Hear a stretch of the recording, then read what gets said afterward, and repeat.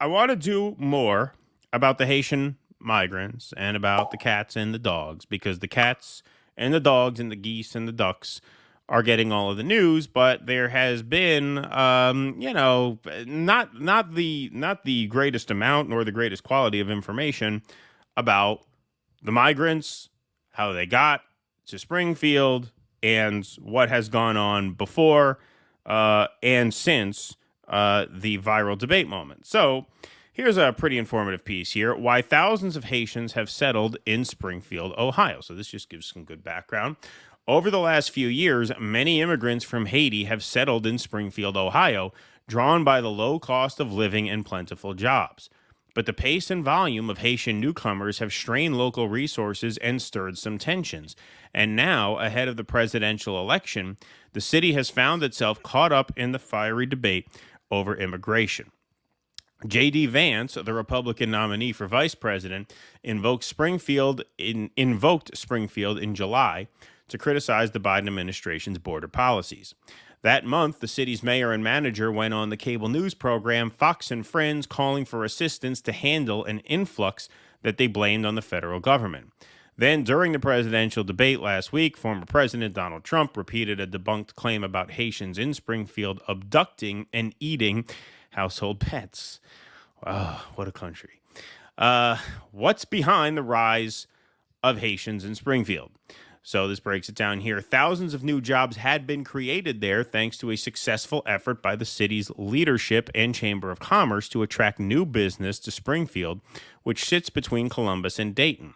Once a manufacturing hub, Springfield saw its economy shrink after factories closed and jobs migrated overseas. By about 2015, its population had dwindled to under 60,000 from about 80,000 in the late 1960s and early 70s. Companies that set up shop, however, confronted a dire labor shortage. So Haitians in Florida, Haiti, and South America heard from friends and family about Springfield and its need for workers. They began arriving to take jobs in warehouses, manufacturing, and the service sector, and employers urged the new workers to encourage other Haitians to join them. What started as a trickle swelled to a surge after the COVID pandemic, coinciding with deepening political and economic instability in Haiti after the assassination of the president in 2021. So how did the immigrants in Springfield arrive in the U.S. and with what status? So this is another thing because they, obviously we've heard the word illegal bandied about. These immigrants here, these Haitians in Springfield are actually not illegal, at least most of them. So most Haitians in Springfield are in the United States legally, city officials said. Some of the Haitians in Springfield have lived in the United States for many years and have permanent legal status or green cards. Some crossed the southern border or flew directly to the United States over the last few years. Many are beneficiaries of temporary protected status, a federal designation that gives nationals of a country in crisis, typically after a natural disaster or political upheaval, the opportunity to remain in the United States legally, regardless of whether they entered the country lawfully. The Biden administration granted temporary protected status through February 3rd, 2026 for Haitians who arrived in the United States on or before June 3rd, 2024, and that status can be renewed. Haiti is one of a number of countries whose nationals can qualify for TPS, including Ukraine, which was invaded by Russia and is at war. Some of the Haitians in Springfield have applied for asylum, which allows them to remain in the country until their case has been adjudicated by immigration authorities. Still, others have been aided by a Biden administration initiative that enables people from Haiti who have a financial sponsor in the United States to apply to enter the country and remain here legally for 2 years. They do not receive green cards. The various programs made many of the Haitian newcomers to Springfield eligible to work legally, making them particularly attractive to employers. People covered by temporary protective status are entitled by law to receive health and nutrition benefits, as well as other public benefits, such as food stamps. Okay, so, pardon me. Still getting over a cold, so around the 3-hour mark, the voice needs a little bit of lubricant there. Excuse me. So here's a tweet here from J.B. Hassenfeffer. The American citizens of Springfield are also getting replaced by the illegals at their jobs. This man wants to have all illegals working at his factory. Okay, so once again, that tweet notwithstanding, we just read what their actual status are. But here is a video that will show you guys. These are not illegal immigrants. They're not illegal immigrants. But here's a video that will show you that gets more into the situation at this particular factory and talks a little bit about the town more broadly. He came to Springfield for the same reason. Mirzu says he came to Springfield for the same reason most Haitians did. He heard that housing was cheap and jobs were plentiful. It started slowly. We had an application pool that was a little bit different. People coming to work here.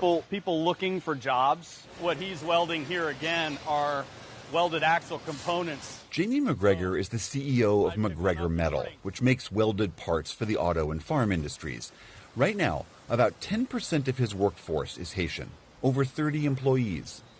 I wish I had 30 more. Our Haitian associates come to work every day. They don't have a drug problem. They'll stay at their machine. They'll achieve their numbers. They are here to work.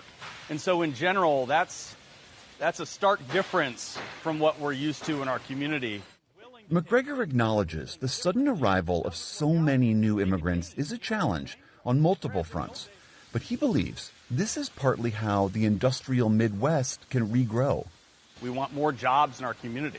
And in order to fill those jobs, some jobs need to be people who are not originally from here. Now, why? The answer is because you don't want to pay well. That's why. This fella. That's why. He channels Papa Legba, works 7 days straight. Right. Right. I mean, he's saying we need, we couldn't keep these jobs filled. Now Haitians come here and they work the jobs and they do a better job. Well, that's because you're not paying enough. You're not paying enough. And so I wanted to play that, and we'll play more of this, but this kind of paints a picture of the reasons why the town is under some stress here, not only from a labor standpoint, which according to this guy, he couldn't get the jobs filled at a low wage, but that begs the question, why not? Right. And if you couldn't depend on immigrant labor, would you have to pay more? Right. That's a fair question for residents of the town to ask. And then from an infrastructure standpoint, which we'll get to in a couple minutes, but go ahead. Yeah, well, this has always been my theory about this. We don't give a shit about people around the world. We mass murder them constantly and back regimes that mass murder them daily.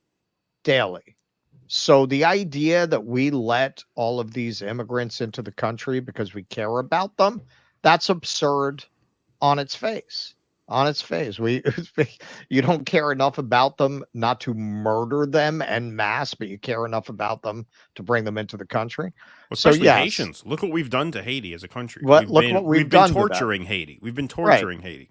Yeah. We want the cheap labor. The purpose, and it is not the fault of these immigrants. They are victims of the same system. They are victims of the same capitalist equations and machinations.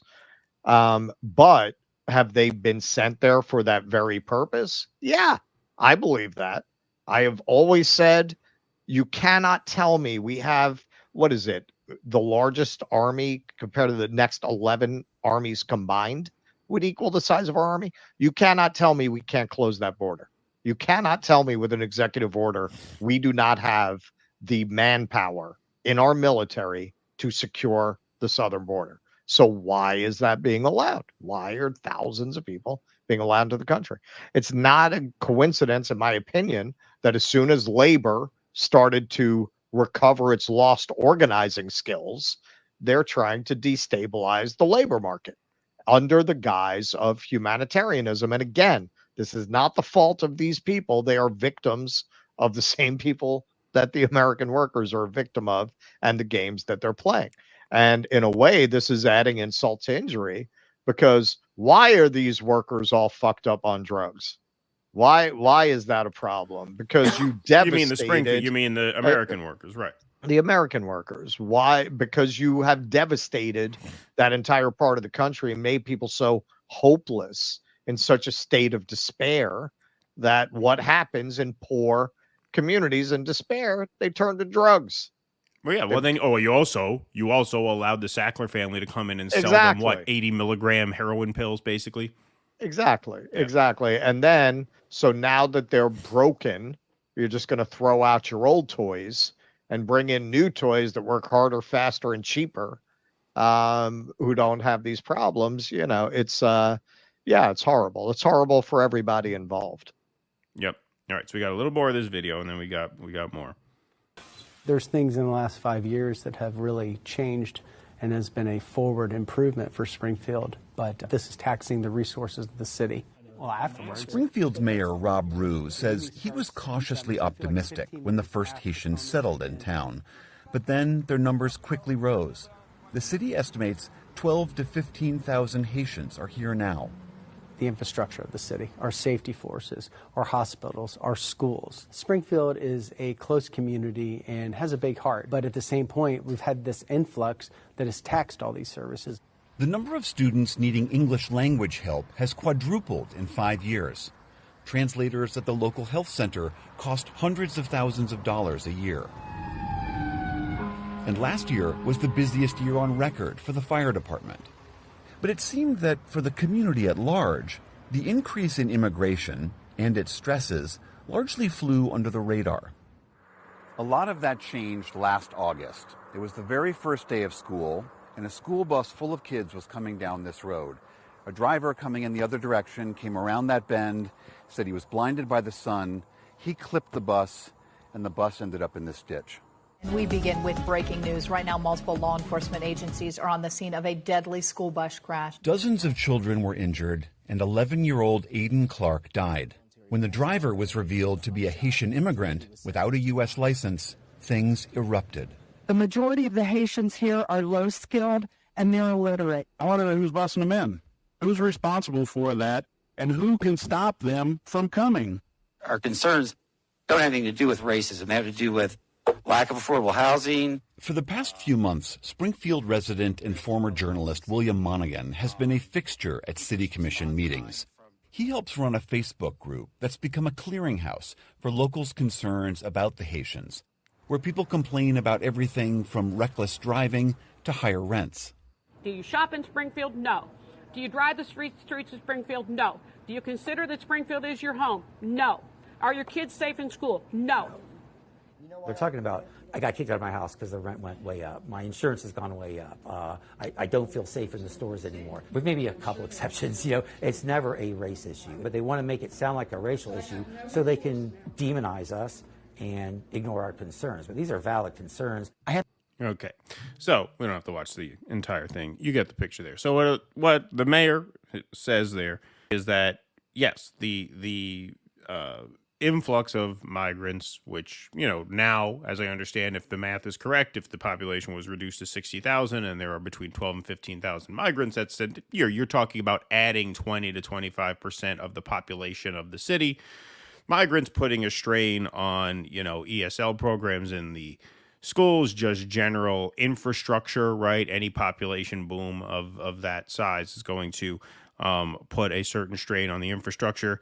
And he said it more or less went under the radar. And then there was this shocking, horrible event that galvanized people who then started noticing more some of these problems because they were more animated to look into it. I think that's a pretty fair categorization of what he said. And so part of why we wanted to show you that is because we don't want this segment to come off as being dismissive of the legitimacy of some underlying concerns of the community.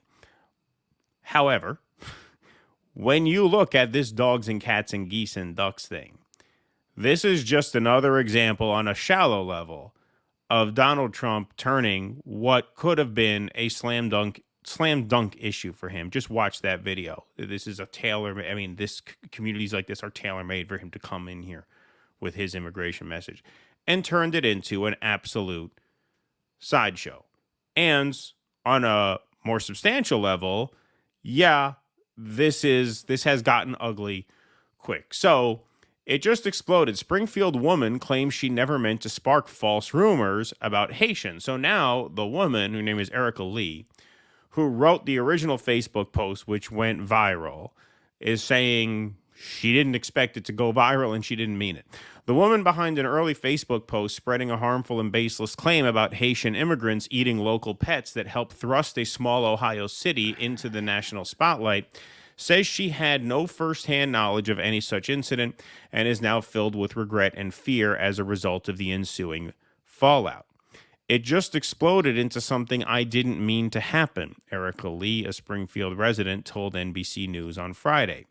Lee recently posted on Facebook about a neighbor's cat that went missing, adding that the neighbor told Lee she thought the cat was a victim of an attack by her Haitian neighbors.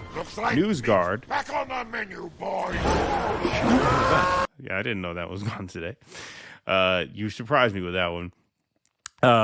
NewsGuard, a media watchdog that monitors for misinformation online, found that Lee had been among the first people to publish a post to social media about the rumor, screenshots of which circulated online.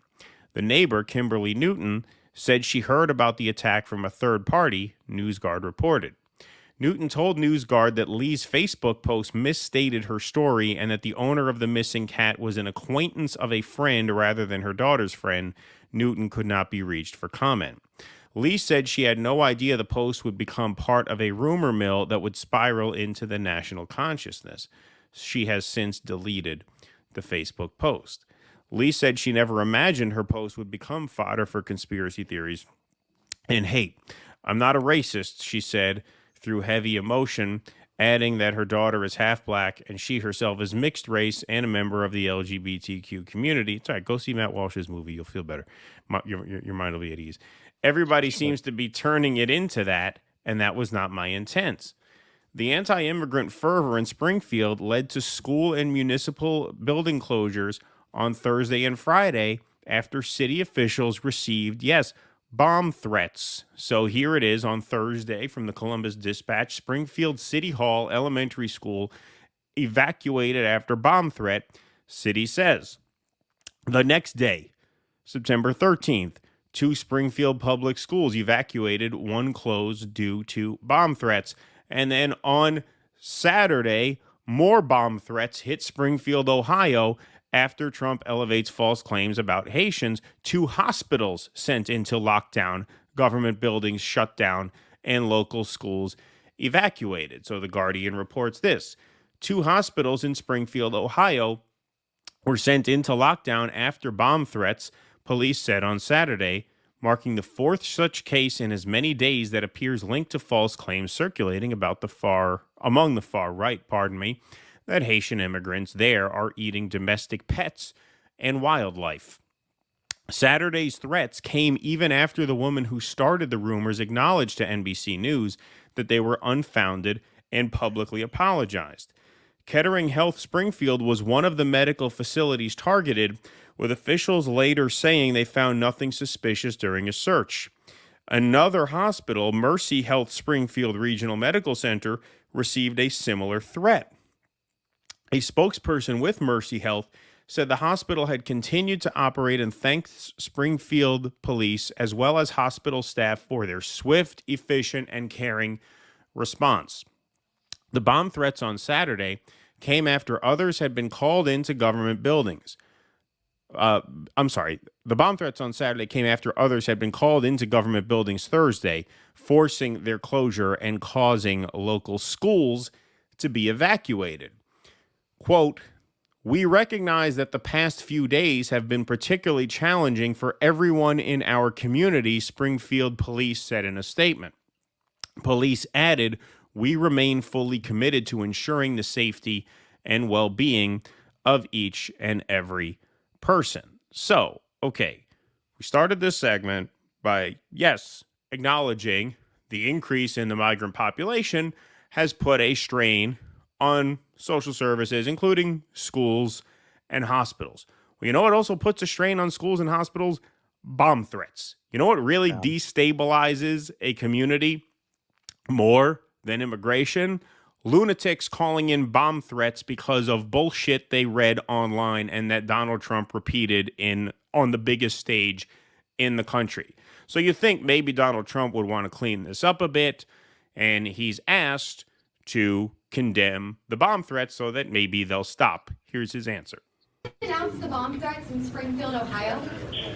I don't know what happened with the bomb threats. I know that it's been taken over by illegal migrants, and that's a terrible thing that happened. Springfield was this beautiful town, and now they're going through hell. Quite the answer to that question. Let me play that one more time. Did you denounce the bomb threats in Springfield, Ohio? I don't know what happened with the bomb threats. I know that it's been taken over by illegal migrants, and that's a terrible thing that happened. Springfield was this beautiful town, and now they're going through hell. Cat was named Vagina. We're supposed to believe that Donald Trump has the best interest of Springfield, Ohio at heart. You take a place that could not be more tailor-made for your campaign message. You turn it into a sideshow with your bullshit. Now there are bomb threats. You're asked to condemn the bomb threats. Hey, let's not call in bomb threats to schools and hospitals. That's the answer that you give. I want to feature this tweet by Kim Iverson, because this is kind of a big moment now as the election approaches. We've been talking about how we are on neither side, and neither side, yes, to clarify, means neither side. This is another reason Trump will likely now lose, she writes. It's a flat-out lie that the Haitian immigrants are illegal, correct? People are not interested in hate towards immigrants, nor cat ladies for that matter, correct? Life is hard for immigrants with inflation.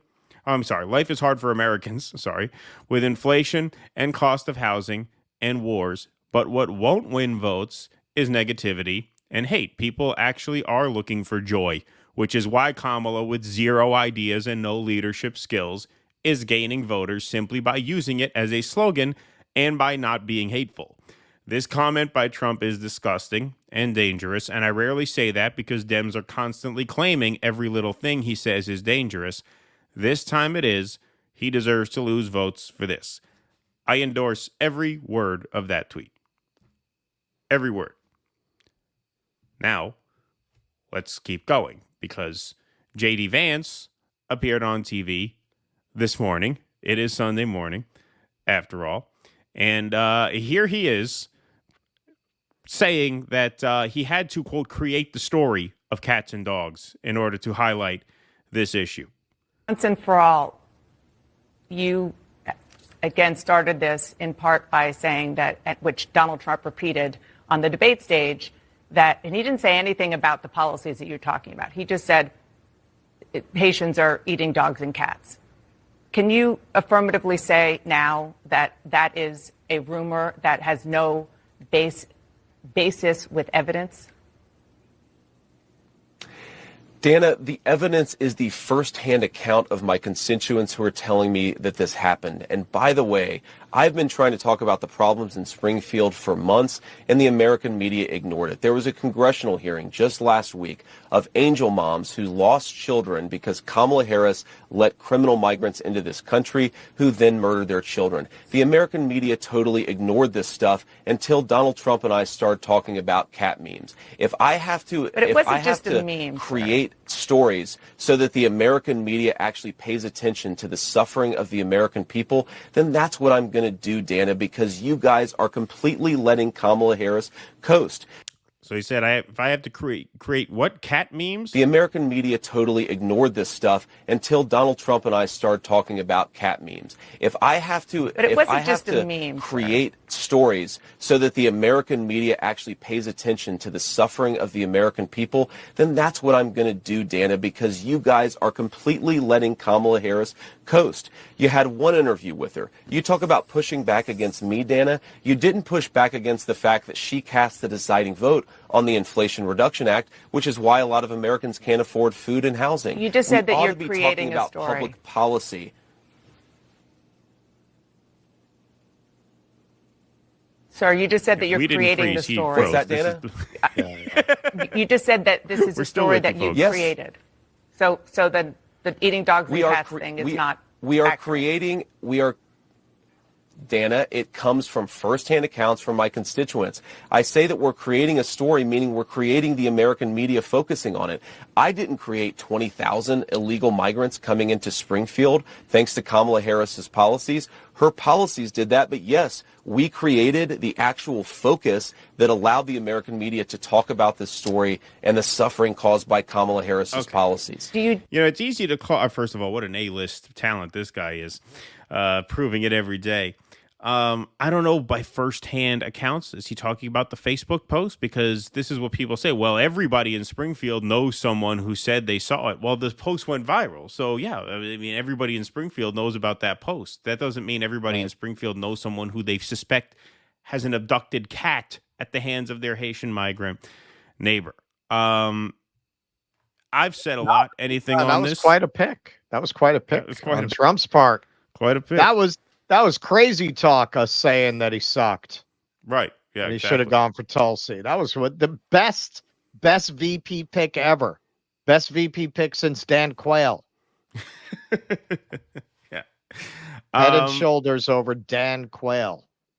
Yeah. So this is just the latest in a pattern that has been going on for the past couple of months now, where every single opportunity the Trump campaign has had to turn a W into an L, they have done it every single time. This is your issue. You, if you're the Trump campaign, for better or worse, you own this issue, immigration.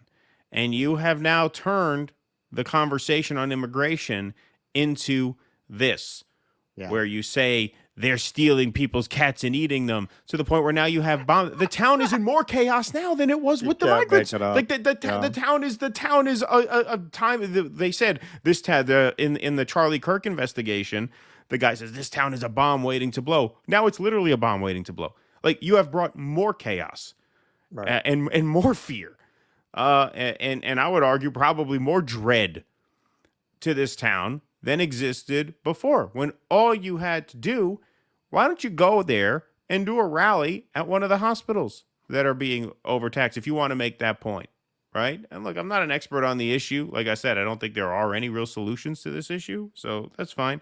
But I'm saying, if you're the Trump campaign, there are ways to make this argument. This is dead last on the list. Just yet another in a series of unforced errors. And, it's ironic that the news out of South Florida today is what it was, because I was thinking today, and when I posted something, which I'll get to later, a lot of people responded, is he trying to throw it? Is he trying to throw it? After the first assassination, did he say, look, just leave me alone, I'll throw the election, have Kamala pardon me? Because this is it is bizarre. I've never seen a more self-destructive campaign than this. And the Democrats are so awful, and Kamala is so awful, that he still has a 50-50 chance at winning. Yeah, I think this is what people forget. Donald Trump's campaign in 2016 was a chaotic joke. It was a mess. What changed that was he brought in Steve Bannon. Steve Bannon is the reason Donald Trump was elected in 2016. There is no doubt in my mind that if he had allowed Steve Bannon to be his Karl Rove, he would be president right now. He would be finishing his second term. He has no Steve Bannon now. He is not good at this. He wasn't good at it in 2016. He had the advantage of running against literally the most hated politician in the history of polling on the Democrat side of modern polling. There had never been a Democratic nominee that unpopular. And he had Steve Bannon, who actually has a theory of politics, unlike Donald Trump, who is basically a dancing bear. Now the dancing bear's riding around with a busted unicycle and no organ grinder. And this is the result, man. He's he can perform well if you give him the right message to convey. And if he's got, very smart people, if he actually has very smart people working for him, He's funny. He's got a good, Borscht Belt comedian, Rodney Dangerfield thing going on at his best. At his worst, he just sounds like a fucking crazy drunk.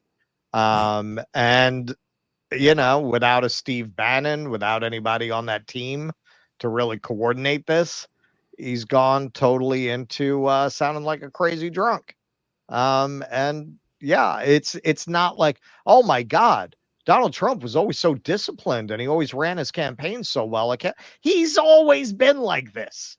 He got very lucky in 2016. He got very lucky. And hey, as you point out, he might get lucky here because he's running against a freaking hologram. He's running against a completely substanceless avatar. So he could still win.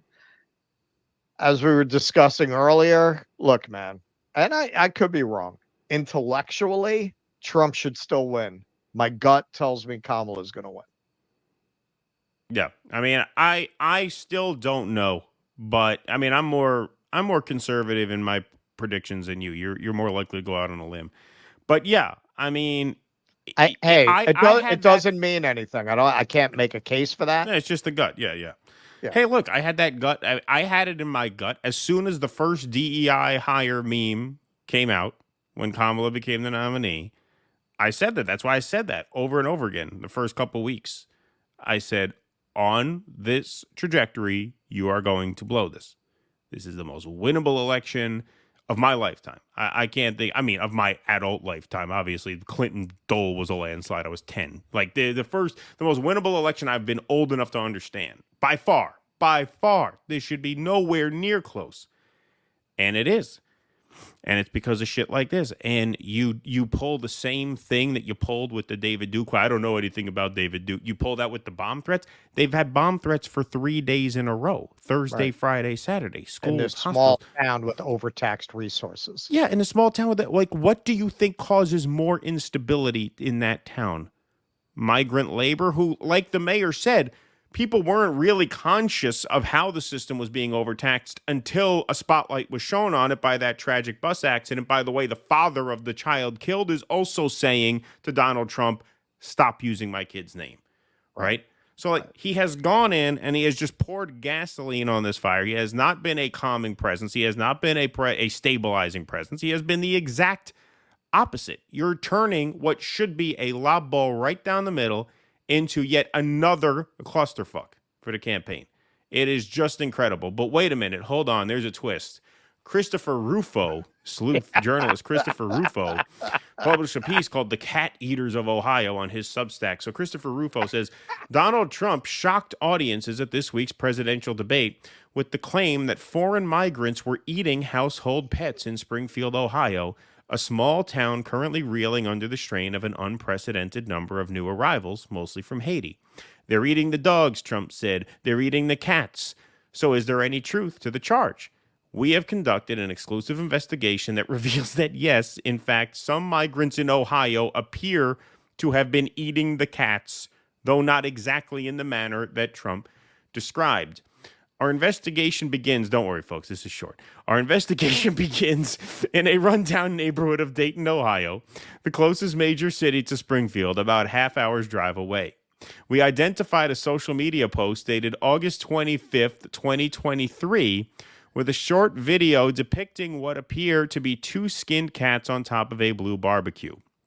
Yo, the Africans wildin' on Parkwood, reads the text, referring to Parkwood Drive.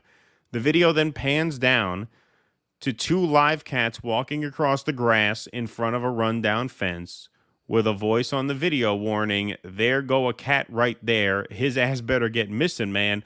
Look like his homies on the grill. And there's a picture. I won't show you cats on a grill.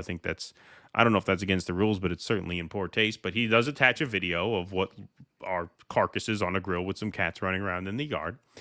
And he says, we spoke with the author of the video who asked to remain anonymous but confirmed its time, location, and authenticity. He told us that he was picking up his son last summer when he noticed the unusual situation. It was some Africans that stay right next door to my kid's mother, he said. This African dude next door had the damn cat on the grill. We then identified the home by matching it to the visuals in the video and cross-referencing them with the eyewitnesses. When we knocked on the door of the first unit, the family answered, telling us they were from the Democratic Republic of the Congo and that all of the surrounding units were occupied by other African migrants. Okay, so you have a year ago, in a town a half an hour away, African migrants, which, I mean, Africa, by the way, folks, just in case your geography is a little fuzzy, Haiti is not a country in Africa. So these are not the same. They're not from the same area. These are African migrants in a town a half hour away 1 year ago. The idea that this proves that the media is covering up Haitian migrants eating people's cats now is just obviously fucking absurd. But now you're going to have your team of alt media incel losers running around Springfield, Ohio, looking for evidence of Haitian cat posses grilling people's pets. Like, this is this would actually be a really funny movie. You could write as a comedy that there's a right-wing conspiracy theory going around, and like the Ben Shapiros and the Matt Walsh, they all go there. They all descend on the town to try and crack the case. They all start interrogating people in supermarkets and knocking on people's doors. They went to this guy's door and knocked on his door. Did you grill a cat 1 year ago here? I mean, it is just so bizarre. But Donald Trump, eager to get back on message today, fired off this banger. So that's the state of the Trump campaign. Now, obviously, this news is a bit obsolete because of the events of the day, which we will get on as soon as we can. But if you notice, even the events of the day didn't make the splash that they did the first time because people saw what happened after the first time, right? I mean, that really was the turning point of the campaign in a way. We all thought that was going to be what clinched the campaign for him, was that first attempt on his life. It turned out to be every decision since then has been one worse than the next. And it is just really a sight to see. And this is just what a bizarre saga this has been. I mean, this is just like a comical. I mean, this is like, I can't think of the filmmaker or the novelist, but this is just like a twisted, dark, comedic fantasy of what, a far right campaign would devolve into in the closing months, right? Looking around for dead cats in Haitian immigrants' backyards. Well, it's what a far right idiocracy campaign would That's descend what. There you go. This is, Barry Goldwater ran a far right campaign, but it didn't end with Haitian barbecue, or screaming, "I hate the Shirelles." This is just insane. It's just insane. I don't see any sign it's going to get better because there's nobody on that team that's going to make it better. They are in the position, they're in a terrible position going into this election. They have very effectively played into the Democrats' contention. They made themselves look weird. And that is not easy when you're running against Kakala over there. No. And you're making yourself look weird because she's playing everything close to the vest. You said this, and I think you're right. They saw that a generic Democrat would beat Trump in the polls, and they said, okay, let's policies. Yeah. Let's just create one. Yep, that's it. Don't really answer questions in interviews. Make it all about the vibe. Hope and change. It worked for Obama. Exactly. If you actually look at what he said, he didn't really say anything either. He was just better at not saying anything. Was less noticeable. He said nothing in soaring rhetoric. So she can't do the soaring rhetoric, but the country has gone downhill so fast that people will settle for not creeping them out. And hey, when you are creeping people out more than Kamala, man, you've got. I've always said she has a very creepy vibe. She always struck me as a sociopath. Her rhythms were always very off in her behavior. But hey, man, they reined her in. They got her in control. They've just totally scripted her, and she's hitting her marks. And that's all she's doing, what they tell her to do. And she's running against the cat people over here.